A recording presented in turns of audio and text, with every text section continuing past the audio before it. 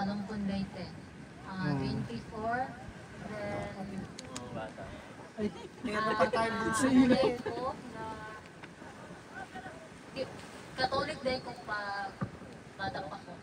Then akong igsuon, 8 may kabuk mag igsuon. Then tulo ra ni kabuok ano. Bali, Parang ganyan. ang kanyang kapatid, Nakuha tatlong ni Lord, yung tatlo. tatlong kapatid niya ay namatay. Hindi. Kinuha. Nung nakakilala tayo. Ano, nakakalala? Nakakilala ni Lord. Yun, parang, then si Lord, yung since bata pa kami, pero Katolik daw kami. Pero nagsisimba kami sa sa, like, yung Sunday school, sa mga bata. Yun, sumasali kami ng magkakapatid, yung tatlo. Then, kahit may pamangkin kami, dalawa. Pero dinadala namin. Kahit bata pa kami, nagdadala kami ng pamangkin namin para lang pumunta dun sa simbahan.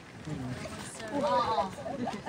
Kasi maganda kasi dun, kasi yung mga parang yung sa Bible, natutuwa ako at parang marami akong natutunan ba kahit bata pa ako.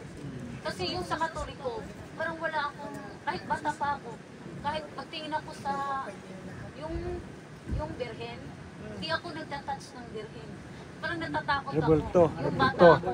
Oo, bata ako. Natatakot ako sa sa statue ng birhen.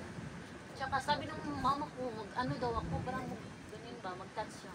Pero natatakot ako. Ayaw ko. Doon ako magsimba sa sa kabila. Parang na-interest ko yung sa Christian kaysa sa Catholic.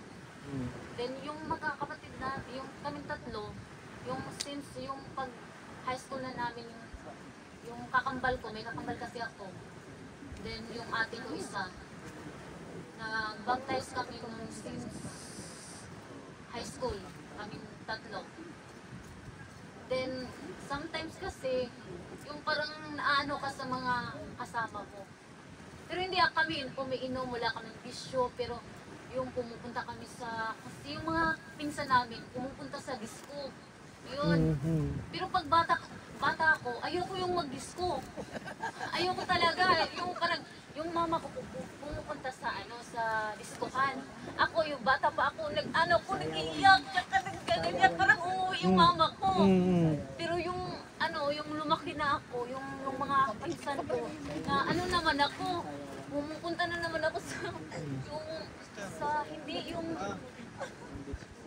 yung sa disco. Baylihan? Oo, sa Baylihan. Baylihan.